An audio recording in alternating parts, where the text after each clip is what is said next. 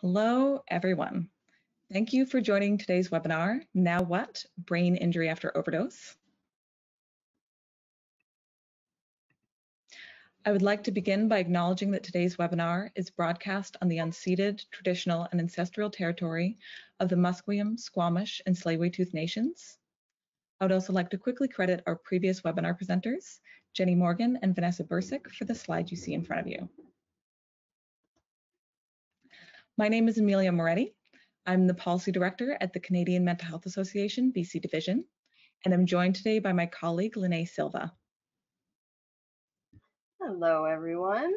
My name is Lene Silva, and I am also a policy worker with Canadian Mental Health Association Vancouver Division.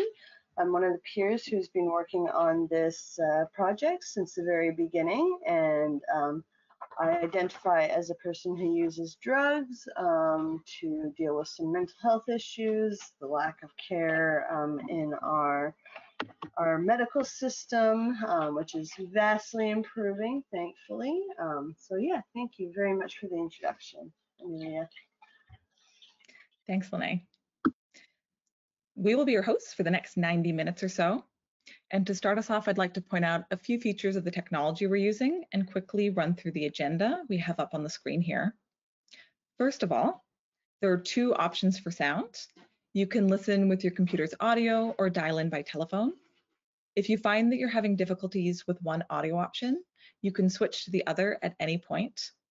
A friendly tip, if you choose the telephone option, either use a landline if you happen to have access to one, or turn off the output on your computer speakers to prevent any feedback noise. Second, we'll be recording today's session and posting the video online at caibc.ca/od-webinar and distributing it by email the following week. The URL is already posted in the chat if you'd like to go ahead and open the website for later. Third, after our panel discussion, there will be an ample opportunity to ask questions. Please type your questions into the question section of the panel to your right. Lene is going to collect them throughout the webinar and will read them out to panelists during the Q&A period in the order she receives them. The sooner you send a question, the better.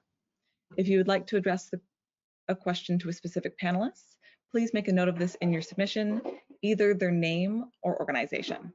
We'll try to get to as many of your questions as possible before the end of the webinar. Okay, so before I introduce our panelists, I'd like to share a bit about the OD Prep Knowledge Exchange series for those who are joining us for the first time.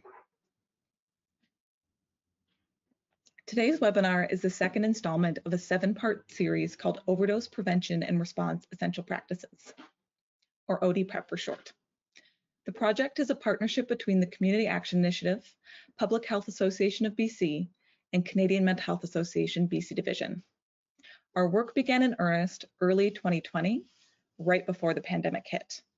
We had 4 key objectives. 1, to identify essential practices in peer-led groups and community-based organizations to advance overdose and poisoning prevention and response. 2, to facilitate knowledge exchange led by those same peers and community groups. And 3, engage cross-sector partners and stakeholders to disseminate that knowledge. And 4, amplify policy relevant findings to advance systems level change.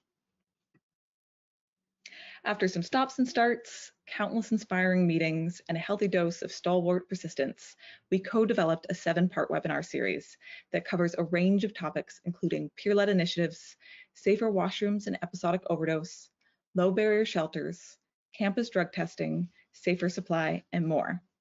We have presenters from every region of the province who speak from the powerful authority of their lived and living experience of substance use. We're so glad that you joined us today for our second webinar. We're here to discuss a topic that touches countless lives, but is often left out of the public conversation on overdose and drug poisoning, acquired brain injury. I'm pleased to welcome our panelists who will start to bring that story to life. Kix Chitone is grateful to live, work, and play on the unceded traditional territory of the Sinimaq First Nation. With over 25 years of working with nonprofit organizations in Canada and overseas, Kix bring a passion for collaboration and inclusive leadership to her role as executive director at Nanaimo Brain Injury Society. She is the daughter of Vittore Chiton and Fiorina Chiton, who immigrated from Italy to Canada in 1967. Both of her parents are brain injury survivors. Kix is committed to helping amplify the voices of people who are affected by acquired brain injury and advocating for healthy communities for all. When not in the office, you will likely find Kix in her garden, on her bike, or enjoying backyard barbecues with friends and family. Welcome, Kix.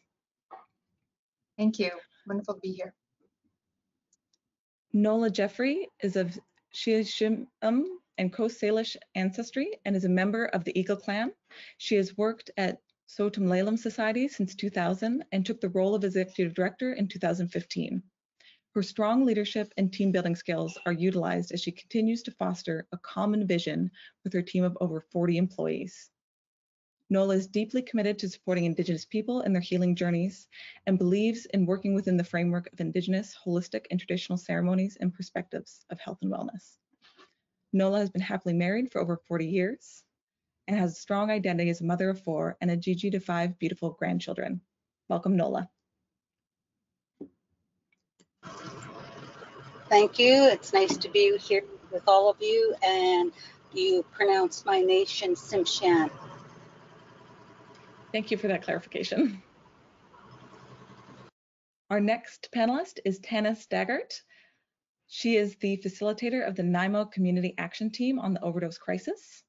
She also grew up with and is still advocating for a brother with a substance use disorder, which unfortunately resulted in a massive anoxic brain injury close to 20 years ago. Tanis is an adult educator, community development, and population health specialist. With settler heritage from Slovakia and Britain, Tanis is very grateful to live, work, play, and pray on Sisnaimak, Sinewas, and Telamo territories for the last 20 years since moving to Vancouver Island.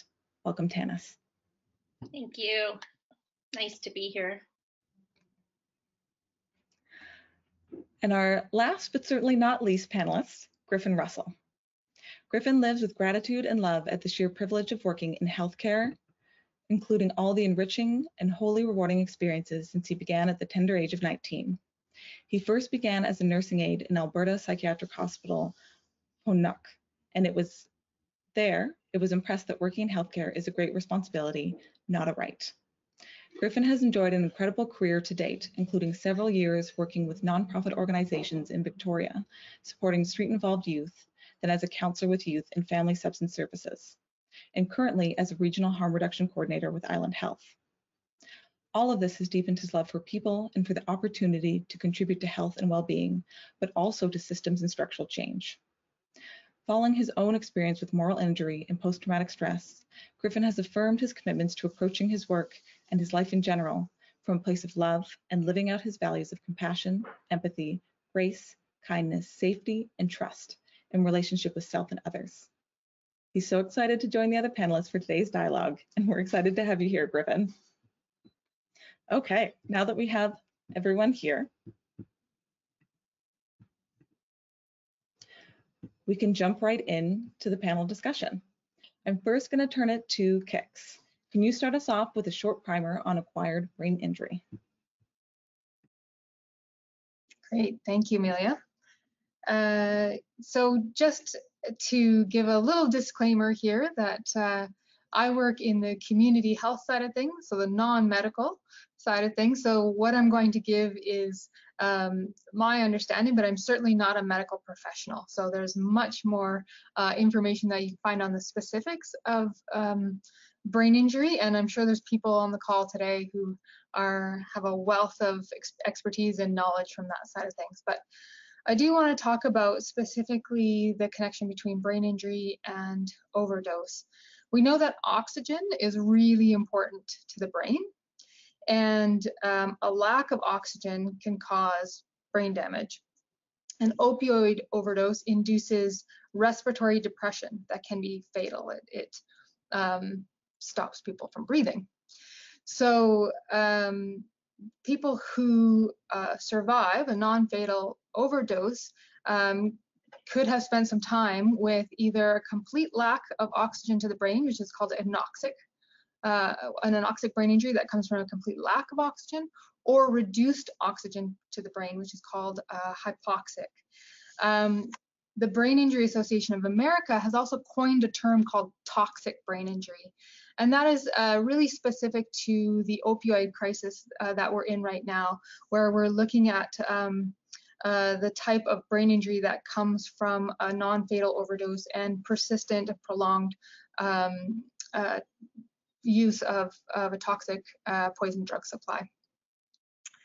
So we know that brain injury can land on both sides of the equation, prior to an overdose and post-overdose. So you can have brain injury on both sides of things. And the impact of hypoxic and anoxic brain injury can be very, very diverse. Every person who has a brain injury is unique, so they'll present with unique circumstances. The effects of anoxic and hypoxic brain injury can include everything from headaches, difficulty coordinating balance, vision problems, seizures, changes in sleep pattern, motor impairment, confusion, memory loss, mood swings, poor concentration, limited attention span, disorientation, forgetfulness, acting inappropriately or having difficulty managing emotions. And we know that the frontal lobe of the brain is highly susceptible to brain oxygen loss. And damage to this area leads to potential loss of what we call executive functioning, which is the problem solving and planning and organizing. It's the emotional control and the ability to pay attention.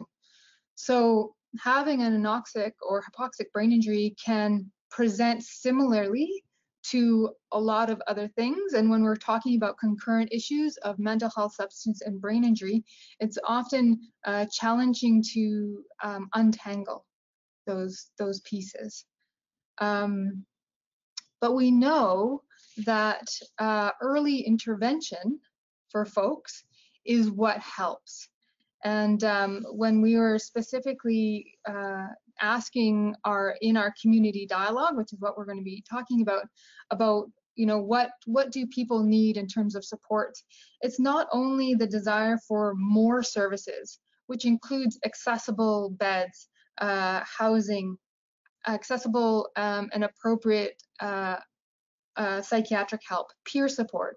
It's not only access to that, but it's more timely access to services.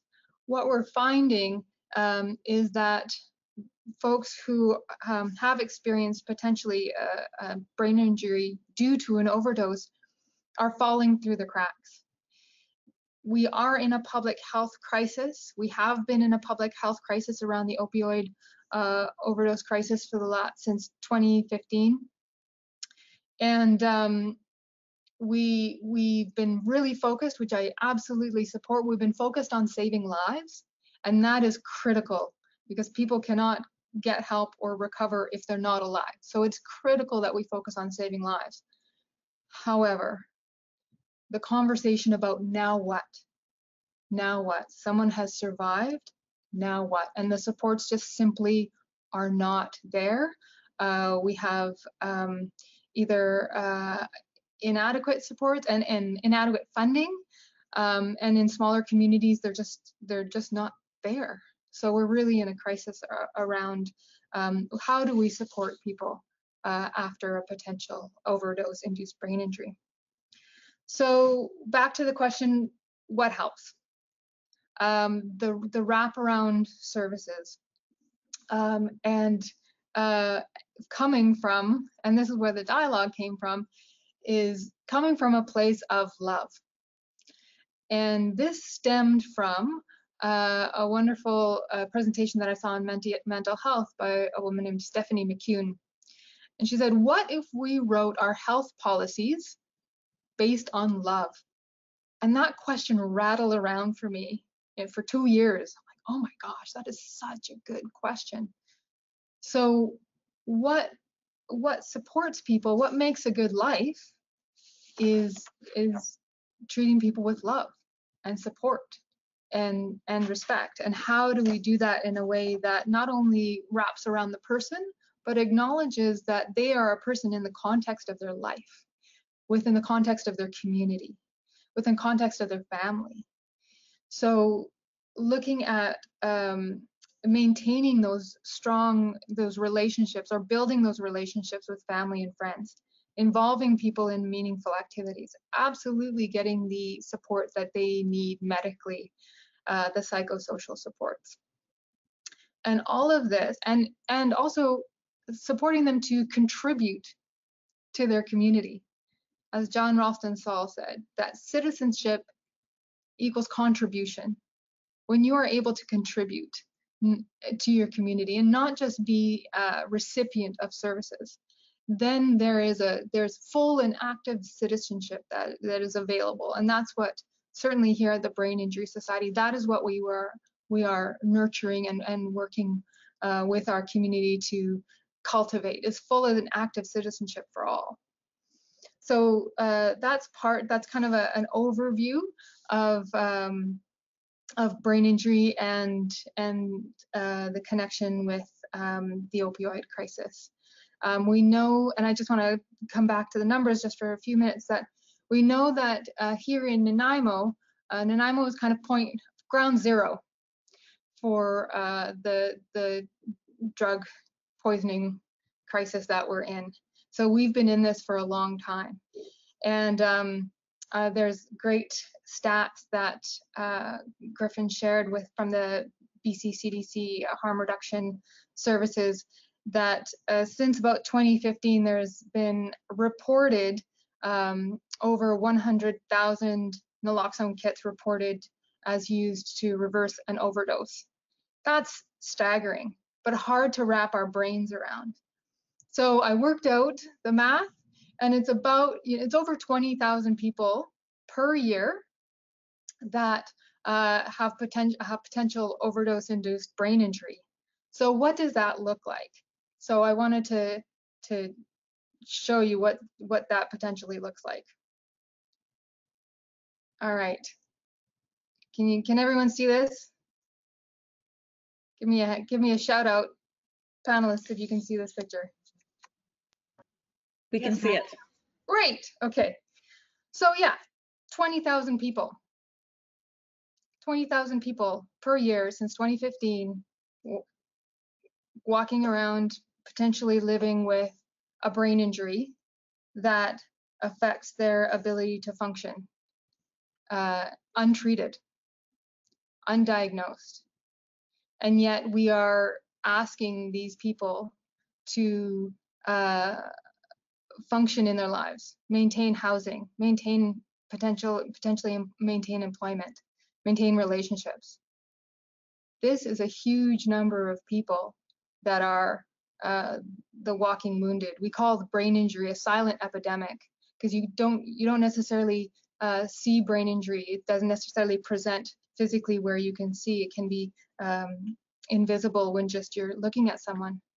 But this is an incredible crisis that we are in, and we're just not paying enough attention, and those folks that we love in our community are falling through the cracks, and families are left to wander in the wilderness without the support to navigate the healthcare systems or financial systems.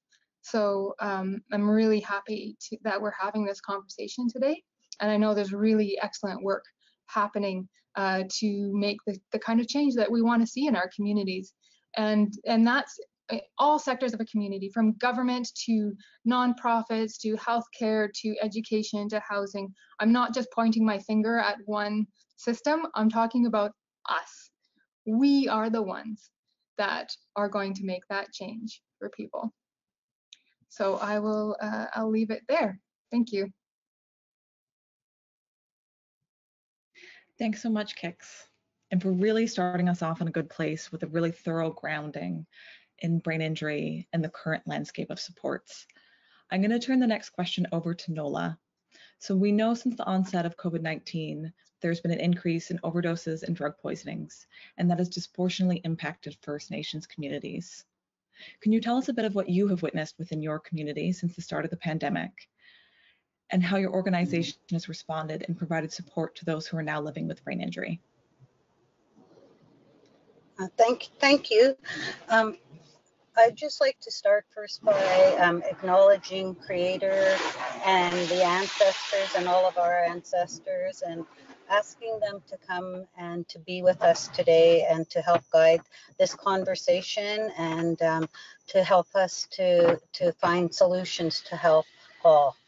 Um, as stated in my introduction, I work for Southern Laleham Healing House. It's a healing house on Vancouver Island that was started by the three families, the Coast Bailiffs, the McDonald's, and the Kwakwakwa, and we opened our doors to all other nations.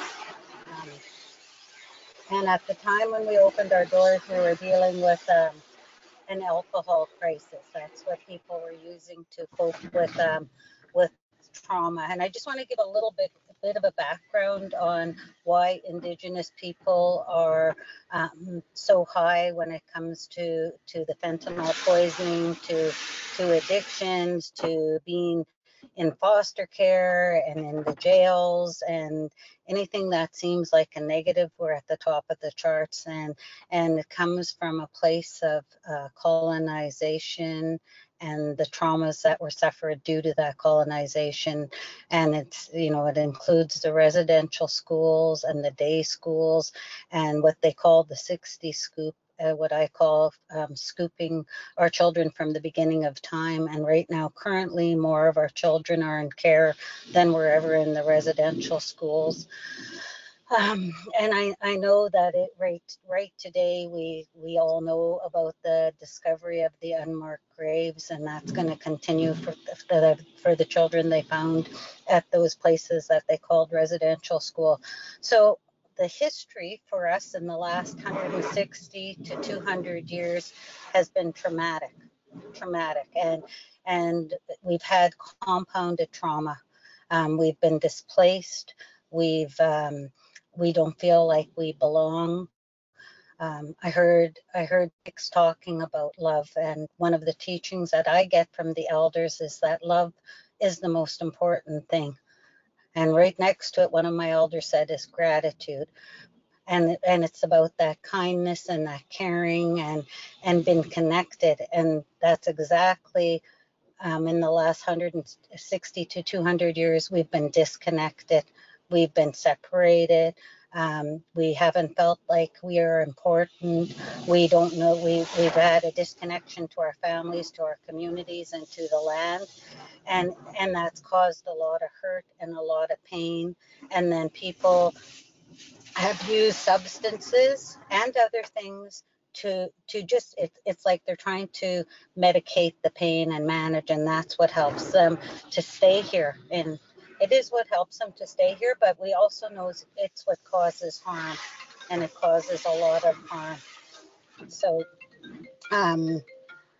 Southern Lalem's been working for the last 34 years to support our people, to reclaim, to reconnect, to know. Kix, I heard you talking about, we all need to be able to contribute, and what I call to have a purpose. We all need to know that we have a purpose. I believe every one of us as spiritual human beings we're born with a gift. And when we were growing up in our societies prior to colonization, our families, our clans, our grandmothers and our grandfathers, our aunts and our uncles, they would look for those gifts and they would help to grow those gifts. And with the disconnection, that didn't happen, not for very many people, because the kids were taken away, as I think most people now know, and there was a lot of separation. And so people don't know who they truly are. And when we have so much trauma, when we're living in that part of our brain, the survival part of our brain, it's really hard to grow those gifts, because it's about the basic needs of living, of surviving. And so it's hard to grow those gifts. And so people cope in the ways that help ease that pain and make it more bearable to live. And so I like that. I know I was with you, Kix, and others in this group when we did a seminar on love, and I know how important love is. And there's nothing more important in this world than love. And to be able to shine that love and that light on others so that they can reclaim their gifts, so that they know they're valuable, so they know they belong, so that they know that they matter, that they're important. Those are basic needs that a lot of our people don't have. And so you will see that we are really, really high in this fentanyl crisis and suicide. In we're not healthy. Our well-being is not healthy, and so that's out in Laleham within our house, but also going into community and bringing our cultural practices, bringing our traditional practices, helping people to. What I've been taught is everything is energy, and we're energy, and that we have both positive and negative energy, and we know trauma is a negative energy, and that trauma gets stuck in our body unless we release it. If you've ever seen a deer that's been frightened, the deer has that innate ability to shake off that fear. And as humans, we've lost that ability. And so I think that's what the cultural practices, the brushings, the smudgings, the ceremonies do, is they help to release that energy. And so that it can, and then that we can fill it up with what we were talking about, with love, with those really good attributes that can fill them. So yes, we have seen that more of our people are in crisis, more coping by using opioids that are laced with that poison fentanyl, and we're doing our best to support. And I think we have a long road. And I just wanted to add, it's not new for us to be dealing with brain injury. We have so many of our children that were born with fetal alcohol syndrome because people didn't know the impacts, and they were coping back then by using alcohol. So we've been supporting people that have had brain injury for a long time, and there needs to be wraparound support, and there needs to be a place for people to come together, to be supported sometimes by others. That I'm not sure what I'm asking for, but there has to be homes where they have that support by people that aren't suffering with brain injury too. So that, I think I'll leave it there for now, and thank you. Thanks, Nola. I'm just really struck by everything you shared, and really around the importance of just belonging and love and purpose and identity, things that we don't often think about in relation to our public healthcare system. Griffin, I'm going to turn the next question over to you. Can you describe how our public healthcare system currently responds to people who have experienced a brain injury? Yeah, I mean, I'm within the realm of public health, so it's difficult for me to say it in really concrete terms. But I think what warrants mentioning is just that, and it was illustrated by some of the early statistics that Kix conveyed, and just in terms of the low attendance numbers that we have at our hospitals, low admissions of people who have experienced a drug poisoning. That's for a wide variety of reasons, but the magnitude of what's happening out there is so significant, and I don't think we actually fully understand or can appreciate the magnitude of what is happening.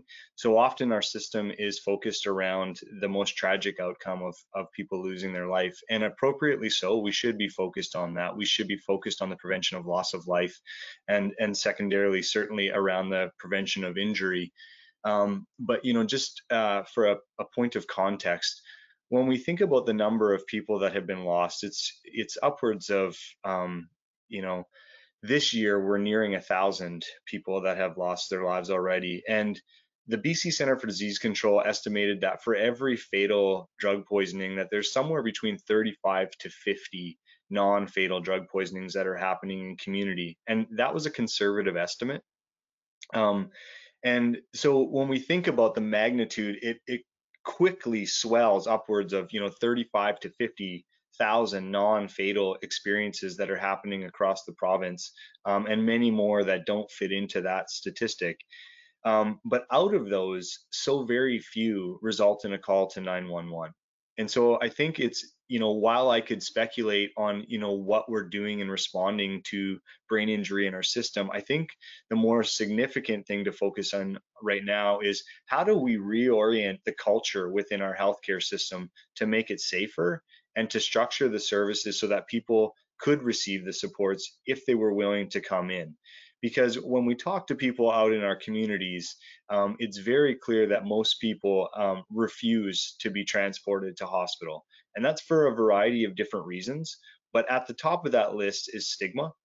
And at the top of that list is also racism, and other ways that we convey that we do not have a safe healthcare system to support people around not only their relationship with substances, but the other social determinants of health, like poverty, like being unhoused, like being socially isolated, that all contribute to the different ways that people cope and try to survive. So while I do know that sometimes people come through our emergency departments and are supported in a way that they remain in hospital and they may be attended to on an intensive care unit or another acute medical unit within our hospital, it's a rarity. And I think it's important that we all understand that. And that is not because people don't want the care, it's because they don't trust what's being offered. And that is because they have had repeated experiences, whether individually themselves or within their family or friends, that has definitely affirmed to them that coming through the healthcare system as someone within a relationship with substances, with someone who is Indigenous or a person of color, it is not a safe environment for many people to receive care. And so flatly, they say in community, I would rather die than be transported to hospital. In my own research, when I look at what are the statistics of people who are being transported to hospital, what are the statistics of people that are receiving the type of care that we are promoting and the systems that we're trying to build up around responding to this crisis, I see equivalent statistics to what we might see in a TransCare report, where as little as 30% of people would be willing to be transported to hospital, and yet the greater proportion of those people would be saying things like, "I would rather die than," "I refuse on any terms to be going." And so, quite flatly, most people are not getting a call to 911, and when they are, they're denying transport to the hospital. And when they are transported to hospital, they are looking for the earliest opportunity to leave. And it is from a place of safety and self-preservation, not because they don't want the care, not because they don't want the support. And so those are some of the things that I tend to focus more on. And as other people have said, I heard this from Kix, is, this isn't me trying to finger point. I say these things and I mean them from a place of absolute grace, because having been in healthcare for 21 years and knowing my own intentions of getting into healthcare, I know that people come from the best of places. I know that people get up every single day and tell themselves that they're going to come in and do their very best and try and provide the very best of care. But we're talking about a culture. We're talking about a culture that has been founded on 100+ years of lies and propaganda within the prohibition of drugs. We are talking about a culture that has been built upon systemic racism towards First Nation and Indigenous people, but as well to people of Japanese descent, of Chinese descent, and other cultures. And so there is so much that has been compounded, that has eroded people's trust in our system and that undermines our opportunities to provide the type of care, including assessments and other type of screening tools that might help us to identify if someone has survived and is now living with an acquired brain injury. So we have a lot of work to do. And just from being in a place of grace and trying to operate from that place, I will recognize the incredible efforts and energy that many of my colleagues, both here on Vancouver Island and across the province, are extending to try and reshape that culture.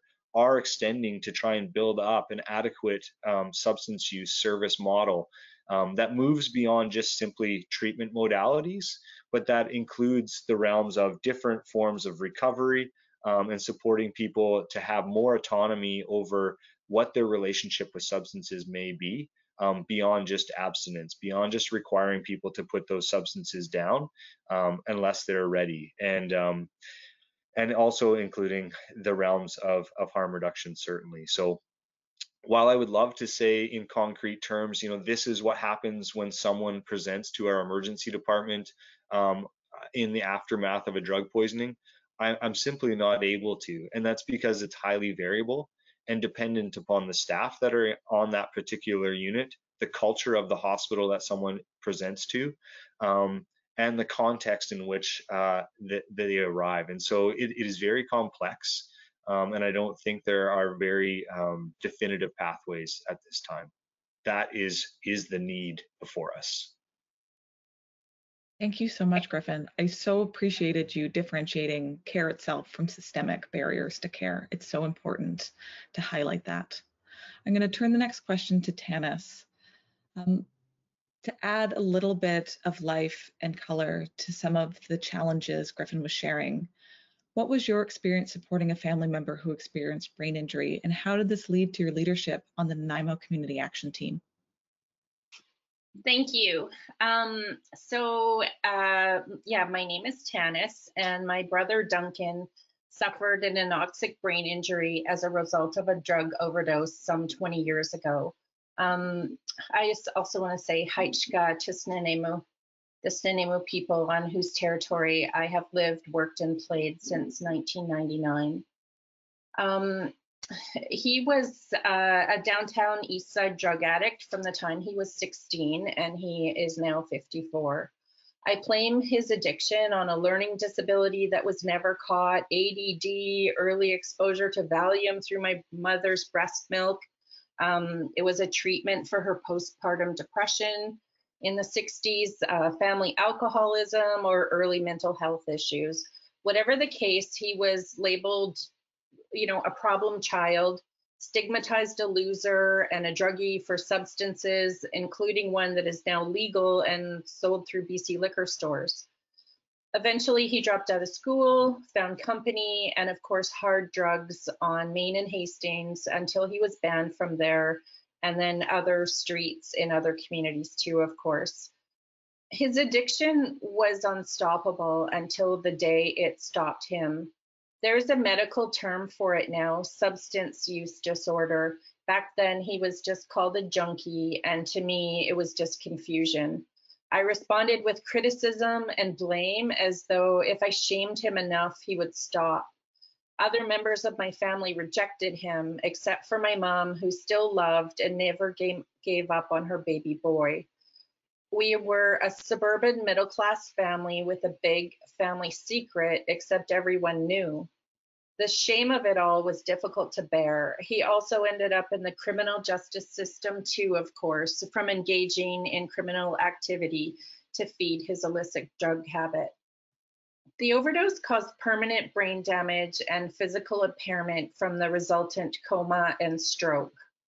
We heard that he overdosed on the living room floor of a house in Surrey. Back then, there was no Narcan. He'd been there for over a month in the hospital before we found him. For some reason, they were unable to connect with family, and so I just called the last community hospital that I heard he was living in, and sure enough, he'd been there for a month.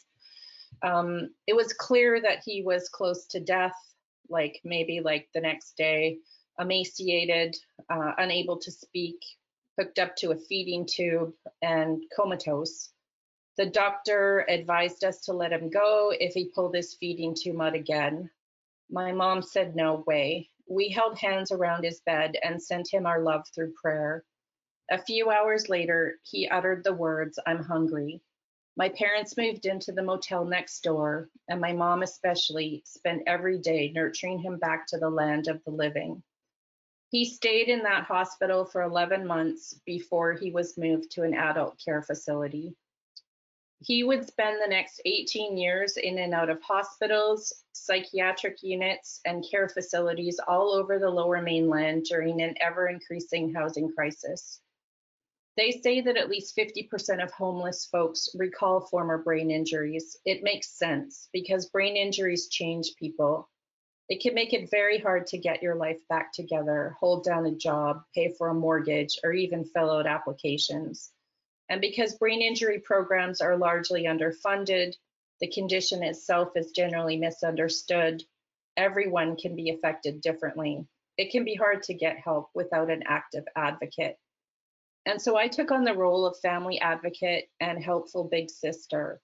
I visited him wherever he was, made sure he had what he needed, took him on outings, and tried to be a true best friend. I advocated with countless social workers and healthcare professionals for appropriate housing, care, supportive equipment, and I also advocated for about a decade for him to be moved to the island to be closer to our family. I somehow advocated enough for him to be moved to the island 2 months before my mom passed away 3 years ago. I took her to go see him in Victoria at a place called McDonald House run by the Courage Society. She said it was a perfect day. Before she passed, my mom asked me to take care of him, and I said yes, of course. According to Vicky Comack, founder of the Family Support Institute of British Columbia and the Planned Lifetime Advocacy Network, this type of caring is called natural caring. It's freely given. It involves a relationship with someone or something we care deeply about. It's flexible, responsive to the situation, and reciprocal, sorry, in that it has meaning for both the giver and the receiver. And it's true, I have felt lots of emotions in caring with and for my brother over these many years, including one that of love. I can absolutely say that the love of my mother saved my brother. And because of my own natural caring and my advocacy, I'm happy to say that Duncan is now living in a family care setting, not an institutional setting like the past, coincidentally in the town of Duncan. I'm still his advocate, and I still ensure that his needs are met. He still has substance use disorder, but thanks to a medical prescription or safe supply, there is no more illicit drug seeking thanks to that.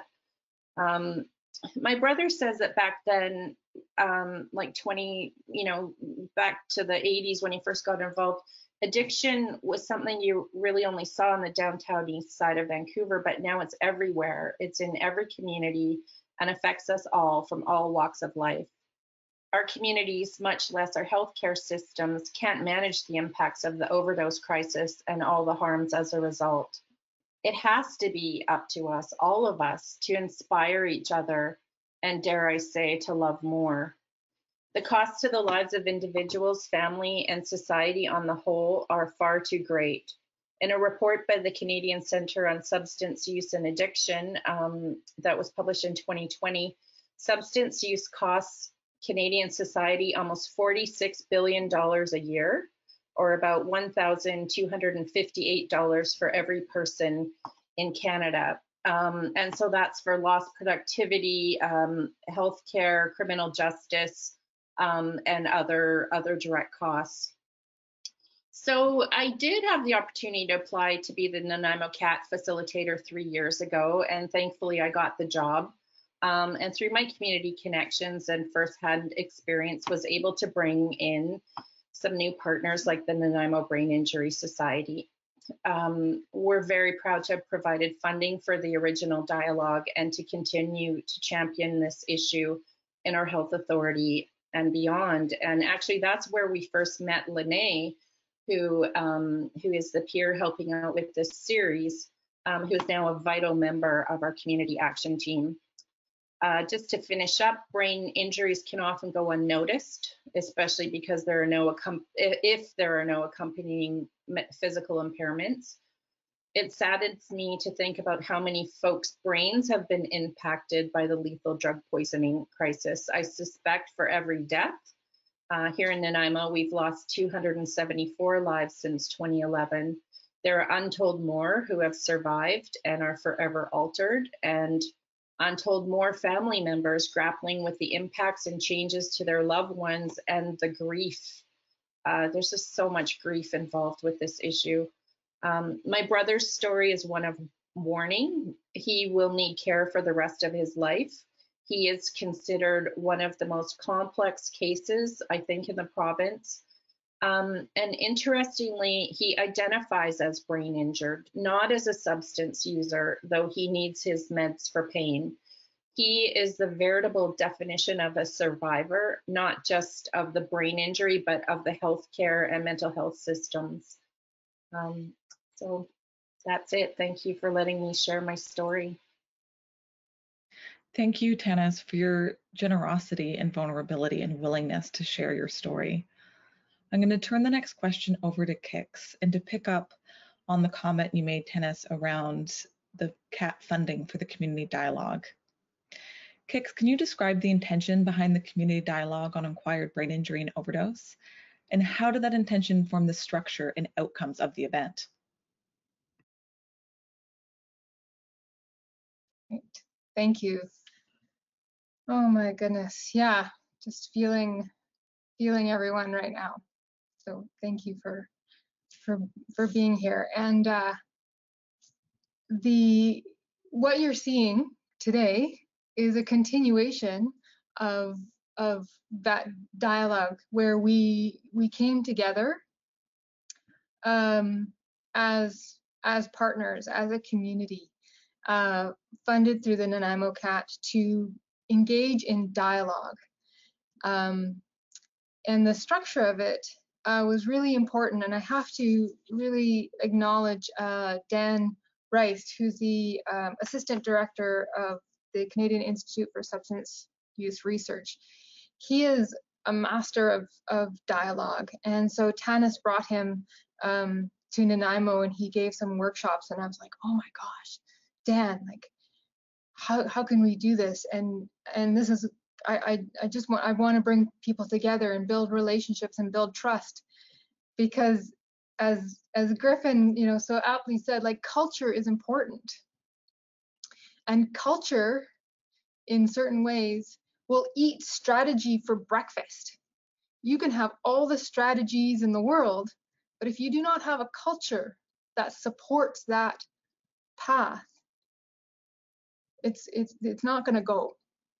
So the dialogue was an effort to build a culture of trust, a culture of vulnerability, a culture of relationships, a culture of love.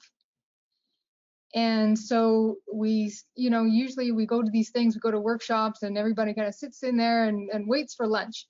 We flipped the script, and this was Dan's suggestion. He's like, why don't you eat first?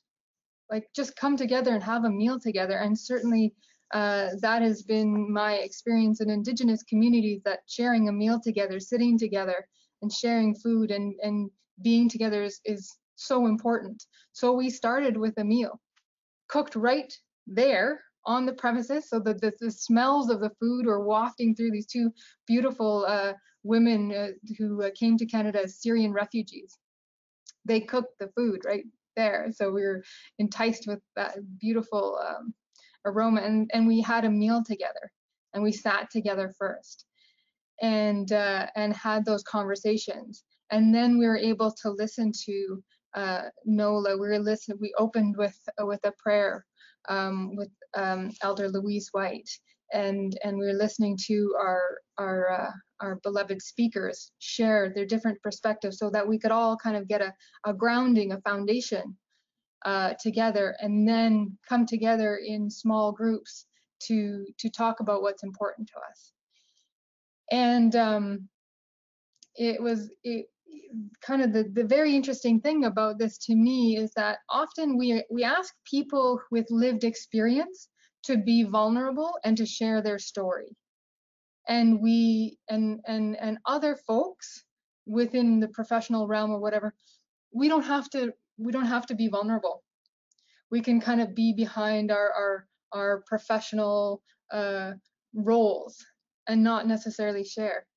And this event asked us all to be vulnerable, asked us all to be humans and wonderful. Like Griffin, I remember you telling the story about walking down the street with your beautiful boys and see, like, it was an event where all of us were called to be vulnerable. All of us were called to be there from a place of opening up in our hearts and really be there as human beings. So it was a different way of doing things in that we weren't just giving people information to digest. It was an invitation to drop in. And that was everything. You know, there were 61 people there, and it was people with lived experience. It was city councilors. It was healthcare professionals. Our chief medical officer at that time, he gave up and he's like, I can't talk about love. And I'm like, yeah, you can, Paul, because you got a big heart. So it was a really beautiful event in that way. And I think, you know, it's just, and with these experiential events, they continue to deepen. And I'm recognizing that event was about changing culture. It really was, as a community. It was about infusing what we do and building on what we do from that place of love.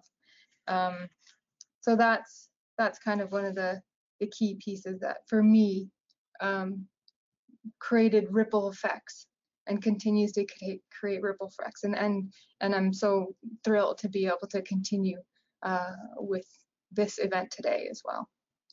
Thank you. Thanks, Kix. I'm going to turn it over to Nola next to hear a bit of your reflections on the community dialogue and specifically around how Indigenous voices were centered and uplifted through the event. Okay, thank you.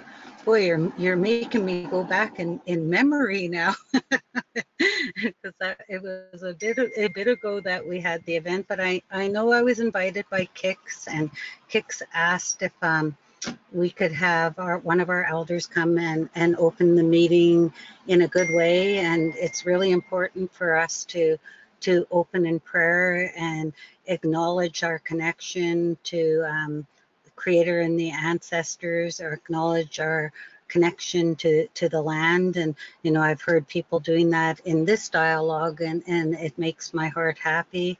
Kix talked about, for Indigenous people, how important sharing a meal is. We happen to like our food, but also when you're eating, if you're having a conversation, you're also eating that information. It's going in at a different level.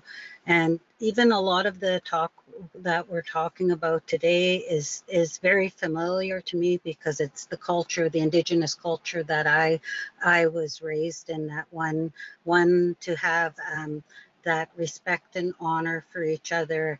And in the language, Semelic language, the word for that is khums, which is respect and honor at the same time, holding people up.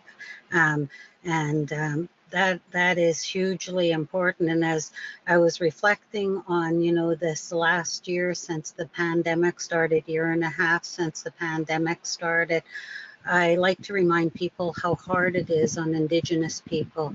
And I believe in something called blood memory. It's called epigenetics. So in the late 1800s and early 1900s, disease went through our communities. Some of it was done purposefully. There were blankets that were sent out with smallpox, and then people were sent out by gunpoint to go home to their communities, and it rapidly spread the disease, and so much so that the numbers they think are 90% of our people died. So when this pandemic started, even though we might not have conscious memory of it, we have spiritual and cellular memory of it. So it put us into a heightened awareness. We became very, very like stressed and alert, and then it isolated us. So we've already been separated from each other for for all kinds of reasons, separated from the land. We were separated again. Huge impact on people's well-being, their spiritual, mental, physical, emotional well-being. And when people were in isolation, when they couldn't be with their families, when they couldn't go out and be on the land, and when they had that blood memory of, you know, over 90% of us dying, I know personally it impacted me. We started a telephone line. First Nations Health Authority asked us to start a support line, and myself and my husband George, who's on our cultural support team, and one of our coordinators are the ones that answered that phone, and we offered cultural support counseling and clinical counseling. And I can't even tell you how many calls we've had in the last 15, 16 months. And some of those calls were in the middle of the night. Some of those calls were because people were overdosing, people were suicidal, people in huge, huge grief. I think, Tanis, you talked about the grief, and that we have so much grief. And I like to remind people, it's not just Indigenous people that have grief. It's all humans that have grief, especially in what we call Canada right now with the I always have a hard time finding the words I want to use for this, but the finding of the children in those mass graves. And although we knew that as Indigenous people, I've worked at South Leyland for over 20 years. I worked in our trauma program for residential school survivors, and those survivors came and told us those stories. And so many horrific stories. So we heard about it in the Truth and Reconciliation as the survivors shared their stories with us, or their family members if the survivor had already passed. So although it wasn't a surprise, it still was a shock to my whole being as well. So many people have talked to me. So again, it's not just Indigenous people, and there's a lot of hurt. And for a lot of people, there's shame and guilt. And sometimes those feelings are really hard for people to face. And we have shame and guilt too. So it's just brought up so many emotions. And I think it's a good thing, although it's a hard thing. And if we have people that can be there to walk with individuals as they're doing their healing, to support them. Griffin talked about safety. Safety is huge. We have to feel safe. And he's right, we do not feel safe as Indigenous people going in and using the healthcare system because of the systematic racism. And I agree, there's lots of wonderful people that have really good intentions working in the hospitals and in healthcare, but also have misinformation. And I just want to give one small example. My daughter was really sick, and I'm an advocate too, Tanis. I advocate for not just my family, I'll advocate for anybody that needs support and help. But she was in the hospital and she was really sick, and she couldn't, because she was so sick, she couldn't advocate for herself. And I had to fight to get them to admit her. They were trying to say it was just a stomach ache. Long story short, the nurse said to me, he said, well, we know that, and he was calling us First Nations, we know that First Nations people have a very low tolerance for pain. And the shock that I had, because the exact opposite is true. Our people are not going to the hospital till their pain's at a 12. Because of the treatment that happens. If we go in, they know we're First Nations. The first question is, have you been using? First question. It's hard. It's hard when it's almost like a brainwashing. And it's a brainwashing for us too, because if the other thing, just to point out, if you have a whole bunch of non-Indigenous people that come together, and especially a non-Indigenous man, and they talk to Indigenous people, they're going to believe what that non-Indigenous man says. They're going to believe that whatever he says is the truth, that's the way it goes, rather than if there was an Indigenous person standing there That's part of the brainwashing, that non-Indigenous people are smarter than us, they're better than us, they know more than us, that they're more worthy than us. So all of that, you know, they call it decolonizing our minds, but I really call it reclaiming who we really were meant to be, and what was our creator given right, you know, and to know that, to know the strength that we have as a people.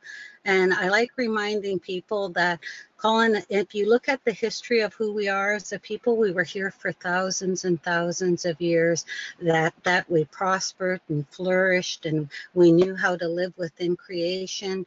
We knew how to be respectful. I'm not saying we were a utopia. I'm not saying that, but that we had our governments, we had our politics, we had our systems that thrived. And then colonization in that history is about that long, and it's taken people focus on that, and we know why, because it's right in front of our face and it's painful. But to remind people, that's just a little blip of who we are. And if we look at our history and we look at the strength of our ancestors and the wisdom that they had, like stuff you were saying, our people, I always laugh because science is kind of catching up with what our elders and our ancestors already knew. So and it's important for us to share with each other. It's important for us to walk together as one people. One heart and one mind is what they talk about. And we have to do that. We have to hold each other up. We have a program called Naxolone. It's called Holding Hands and Supporting Each Other. And that's how we have to walk together in this life. And we have to help people know who they really are, and give them, I get anxiety, I get upset, but I have skills that have been given to me to go and use the smudge, go to the cold water, have a brushing, put my feet on the ground and connect those roots into Mother Earth, use the breath that Creator gave me, that gift of breath, to help calm my vagus nerve down, all of those important things. So I guess I'm saying I'm not surprised at the numbers with this fentanyl poisoning. The thing I would really like to see is, why isn't there a place to test what's in what people are using to cope with life right now, so that they aren't poisoning themselves prior to taking something? Like, I think that's one thing that I think would be helpful. One, and then let's get to the root of what's going on for people, and not the symptom that we see. So anyway, I appreciate each of you. Thank you. Thank you so much, Nola. There's just an incredible amount to what you just said, and I really appreciate you naming the discrimination that people face when accessing healthcare, and talking about the incredible resilience of First Nations throughout history and how we see that showing up today. I'm going to turn the next question to Griffin to talk a little bit more about the community dialogue and some of the key takeaways.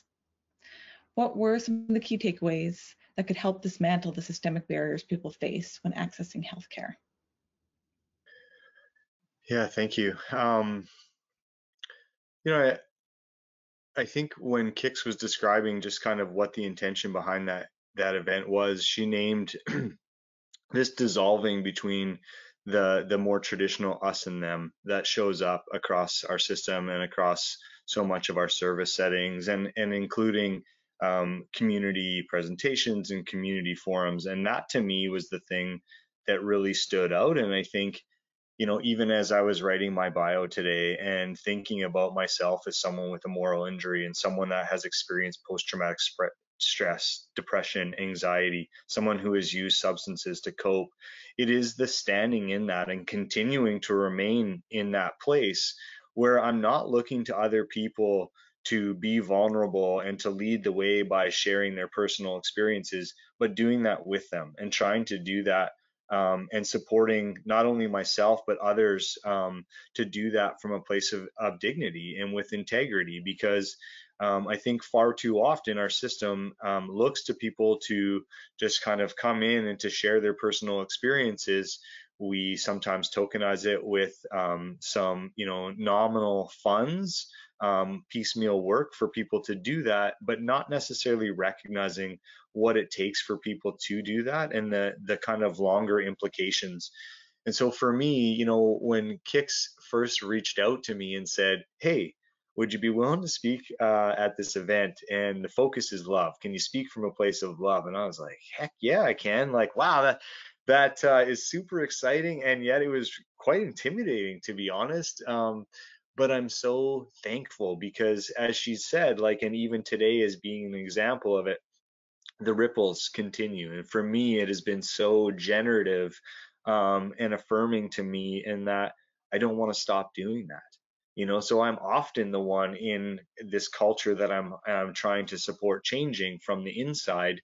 That culture of an organized healthcare system is to do that from that place of vulnerability and authenticity, to stand in it and to acknowledge that I am a human being, that my body is not limitless, that my brain is not immune to the impacts of stress and ongoing distress, or to aspects of disempowerment or other things that we know greatly impact people. So I try to stand in it, and I think that for me is this personal legacy that I'm trying to live out, is going, Kix gifted me that opportunity. That invitation was a gift. Saying yes to it was also a gift back to myself. But it has grown even beyond that. So not only did I meet Lene, who is a star, and in there, she acknowledged herself as a person with lived experience, and and she said, a substance user, but she didn't say that, she's a seamstress and someone who can make clothes like you wouldn't believe how many times I've met Lene, and I'm like, "Wow, you look so lovely today. Like, where did you get that?" And she's like, "I made it." The art that she makes, the creativity, the amount that she's contributed back to our organization through the development of Open Heart Collaborative, like, it goes on and on. And so to me, I think that is this part that I've taken away from meeting with Lene and from other people who have stand and stood in their experiences and continue to stand in their experiences, is going, we need to break down those barriers, and we can't just command it from one another. We have to do it. We have to put our foot forward and stand in our own lived reality, for good or for bad, for difficult or for beautiful. And that includes, taking that vulnerable step at times of acknowledging, like, hey, in my struggles, in my want to survive, in my need to cope and to show up in this life, I have used substances as well. And a man that I absolutely love and admire, Dr. Carl Hart, he did a keynote speech at the International Harm Reduction Forum, and it was in Portugal. And he made that explicit call out to people, and he actually named white people and saying, we need professionals, we need experts, we need people who are in educated positions, academia, different large organizations, to step forward and to stand with people who use substances as people who use substances, whether that's alcohol, whether that's prescription medications, whether that's illicit substances that are now out in our community poisoning people. We have to stand together as human beings and as community. We cannot just ask that of other folks. We have to all be courageous in doing that. So, what has come out of that forum? So much. It is generative, and it will continue to ripple forward, and I'm deeply grateful for that. And I stay tuned to try and watch for it, and just to pick up on all those gifts that continue to come. Thanks so much, Griffin.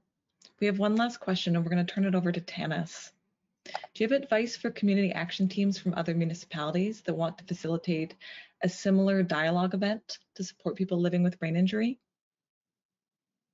Advice for other CATs is to definitely look for those non-obvious partners. I mean, now, hopefully brain injury societies are getting more attention from CATs and things like that, but there's other organizations too that maybe aren't typical organizations that you could involve, and that's especially around community supports for people you know, who are brain injured or substance users, and other folks in our communities, like literacy societies, and yeah, just other, you know, good resource, creating a good resource network for sure. And then I can say too that, you know, when I first got involved in the CAT, we were lucky enough to get a grant from the Canadian Institute for Substance Use Research for dialogue money, and we got $15,000, and we probably hosted, like, you know, like there was like dialogues happening like every month in our community for about a year.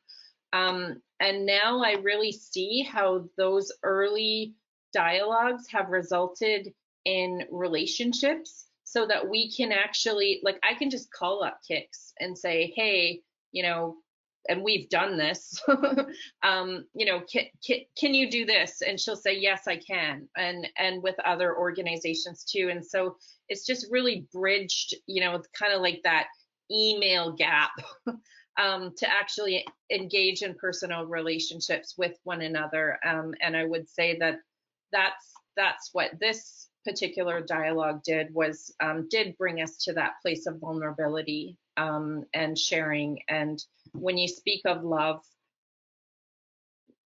you have to also, just by speaking of love means that you kind of have to be love and act loving, and it's not a word that is often used in our community work, and I think that it really has made all the difference. I would say, like, you know, I have relationships with tons of people now as a result of the CAT, and the fundamental sort of like foundation, I guess, really is based on love. It's not so much, oh, you're a substance user, and so I fit you in that category. Now it's like, you're a person in my community, and I would really like to see our community be actually more community minded and more loving, and reach out to more and more people as community, because everybody that's here is in our community in one way or another, whether they're, you know, whether they're homeless or whether they're housed, they are a part of this. We are all a part of it. So I hope that answers it. Thank you. Yes, absolutely. Thank you, Tanis. And thank you so much, all of you, for having this incredible conversation that really brings to light how love and dialogue and connection are essential practice for overdose prevention and response. We're now going to open it up to questions from the audience. So if you have a question for any of the panelists, please type them into the question section of your panel to the right and identify who you would like to answer. Lene has been behind the scenes collecting them up until now, and we'll start posing them to panelists. Over to you, Lene. Hello, everybody, and thank you for the shout out, Griffin. You're making me cry here, but I appreciate it greatly. I'm just gonna probably go in a circle and just start asking some of the questions that have popped up already. So Kix, do you mind kicking us off? Sure. Excellent. So Angel Gunn, one of our old friends from Nanaimo, asked, the link between acquired brain injury and substance use is a key advocacy opportunity for people in health services. How can we better highlight or leverage this in the future to reduce stigma for people who use drugs?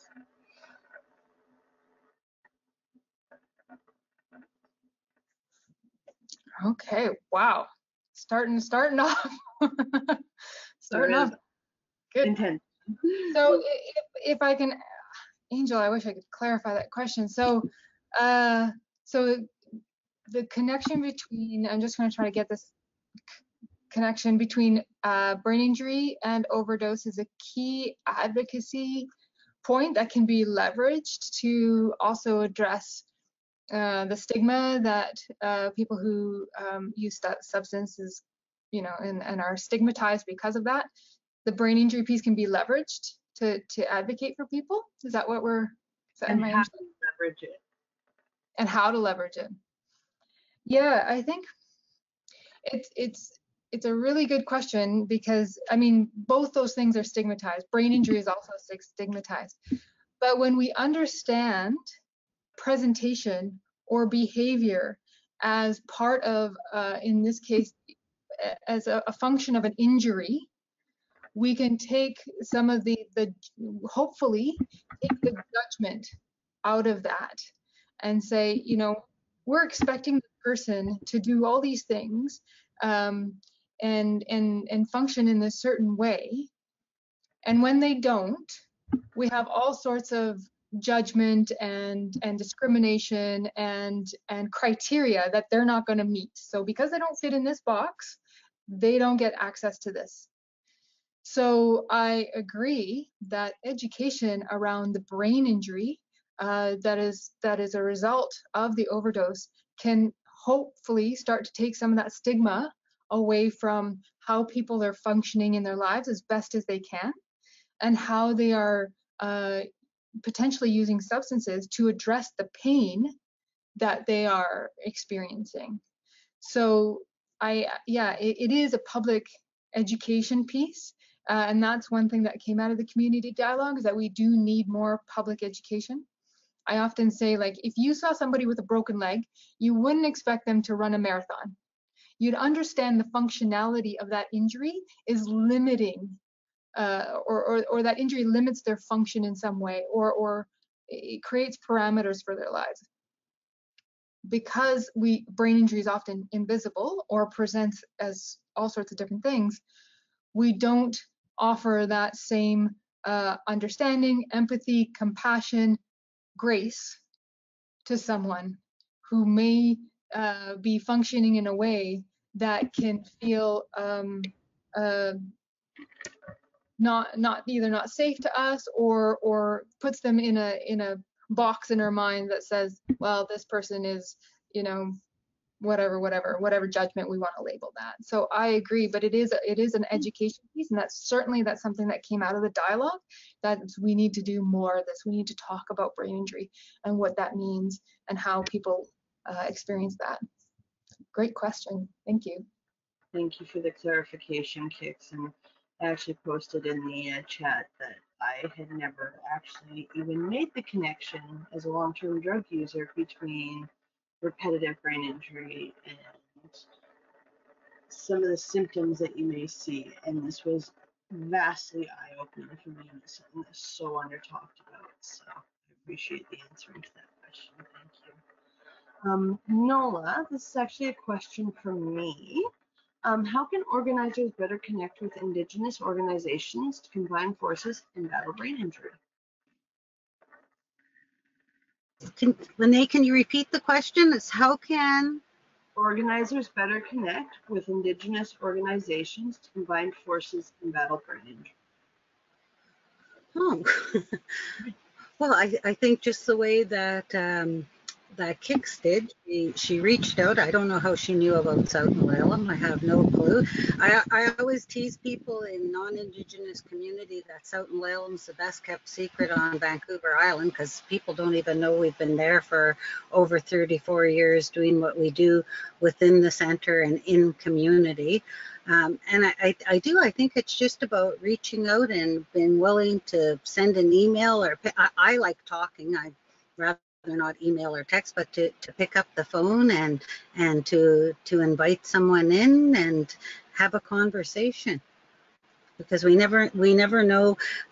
You know, just I was thinking about the answer, or the question prior to this that Kix answered, because it feels like we judge a lot of things in society, like whether it's by the color of our skin or someone's accent, or whether their sexual preference. There's so many things that we judge, and if we could come from that place of going back to that respect and honor and love and acceptance, man, what a better world this place would be. What a better society it would be. And I know I'm going to regress a little bit, I remember when I was in school and I really studied the Sinshan people and what happened to them. And I went to my elders to do that because there isn't a lot written. And what was written by white men, and white men that had interpreters. I don't even know if our people told them the true stories. Like, I'm just being honest. But what they did is when people started to come and survey the land or try to survey the land, they went over to England to try and talk to the Queen, because it was the Queen's people that were here.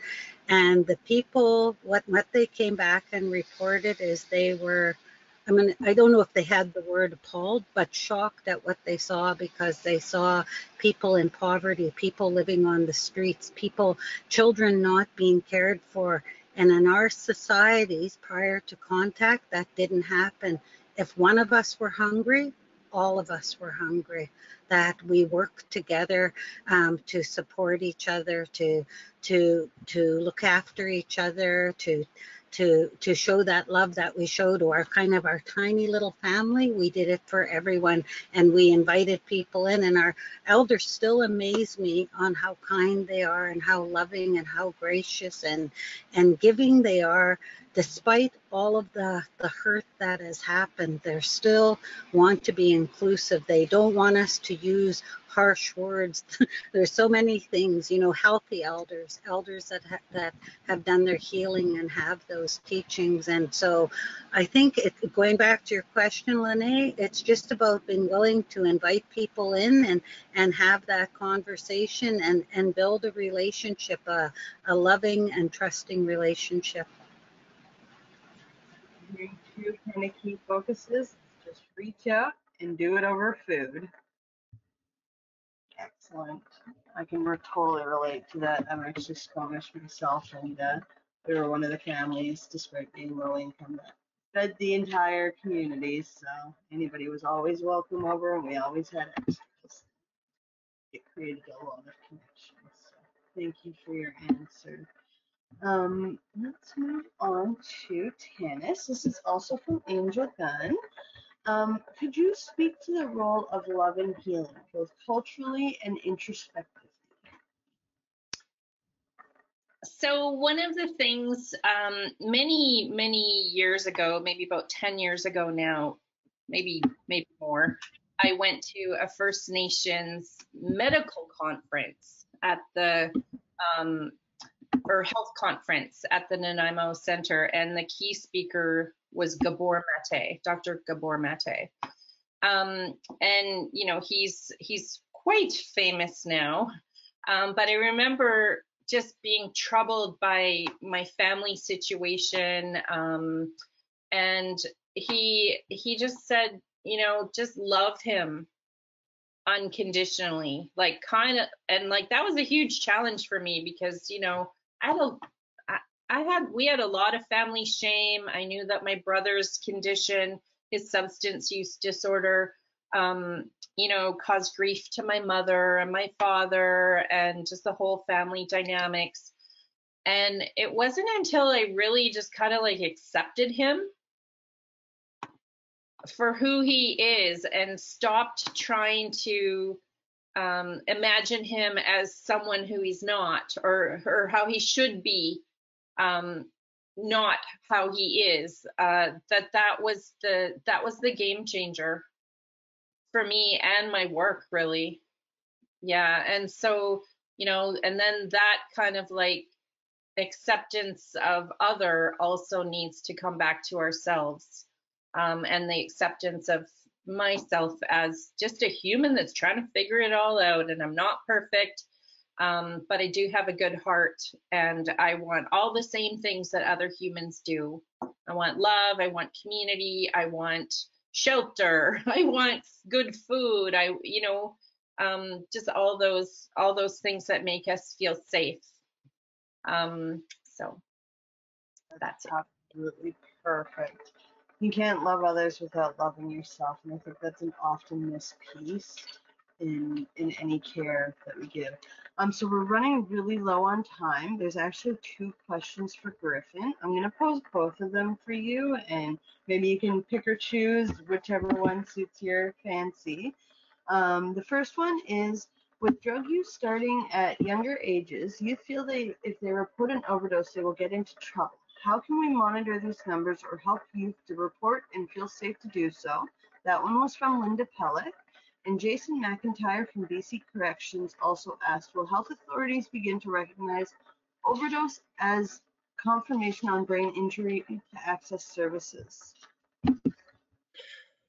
Okay, so I'm gonna quickly touch on the first one, which is, I know that we are hearing depictions of substance use occurring at younger and younger ages.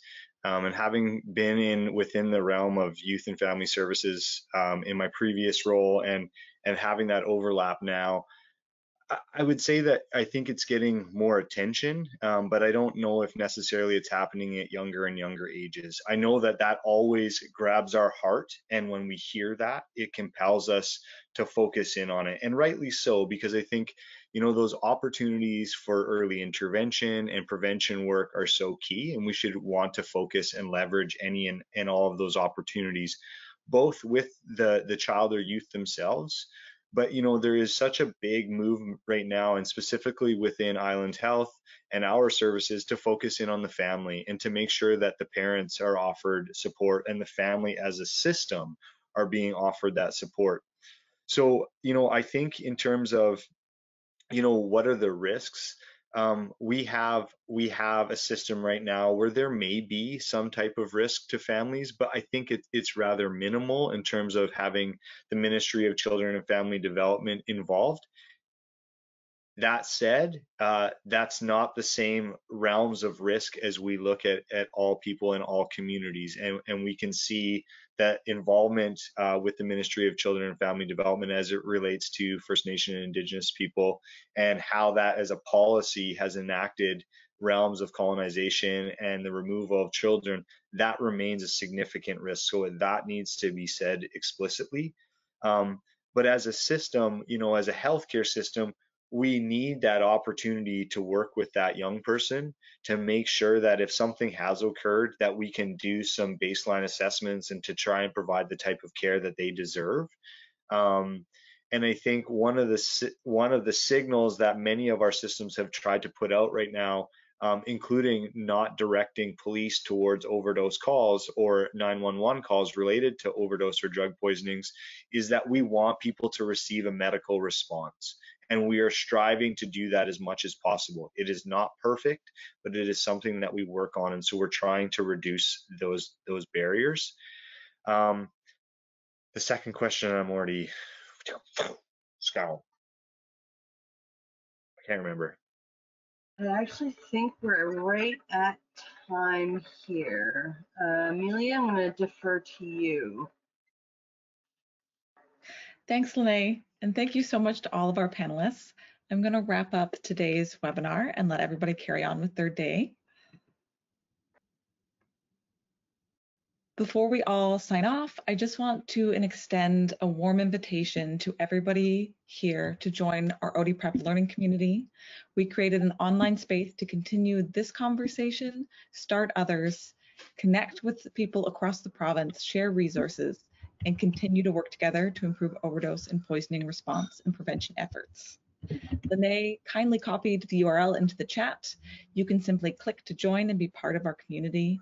We sincerely hope to see you online there. We'll leave the webinar open for a few minutes just so everybody can download the handouts and also click the links from the chat. Thank you so much, everyone. Take care.